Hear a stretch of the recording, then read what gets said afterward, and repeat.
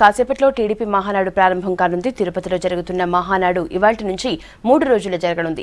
మహానాడును success చేసేందుకు అన్ని విభాగాలకు కమిటీలను నియమించి ముఖ్య నేతలకు బాధ్యతలు అప్పగించారు టీడీపీ అధినేత చంద్రబాబు.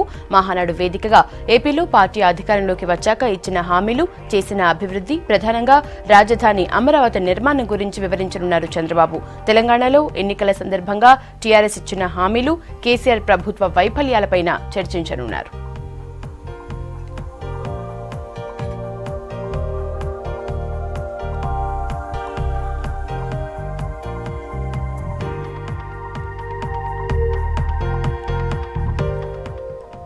టీడీపీ జాతీయ కార్యదర్శి నారా లోకేష్ ఇప్పటికే నారావారిపల్లెకు చేరుకున్నారు. సీఎం చంద్రబాబు ప్రతిరోజు మహానాడు చూసుకుని రాత్రికి నారావారిపల్లెలో ఉండేందుకు ఏర్పాట్లు చేశారు. 2 తెలుగు రాష్ట్రాలతో పాటు దేశ విదేశాల నుంచి ఆ పార్టీ నేతల అభిమానులు మహానాడుకు తరలిరానున్నారు. అతిథులు ఉక్కపోతతో ఇబ్బంది పడకుండా ఫ్యాన్లు, ఏసీలు ఏర్పాటు చేశారు.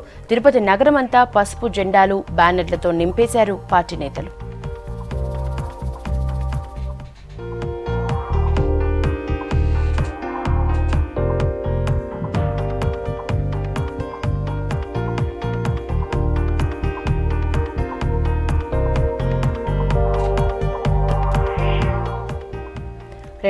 లో చంద్రబాబు ముఖ్యమంత్రిగా ఉన్న సమయంలో మొదటిసారిగా తిరుపతిలో మహానాడు నిర్వహించారు.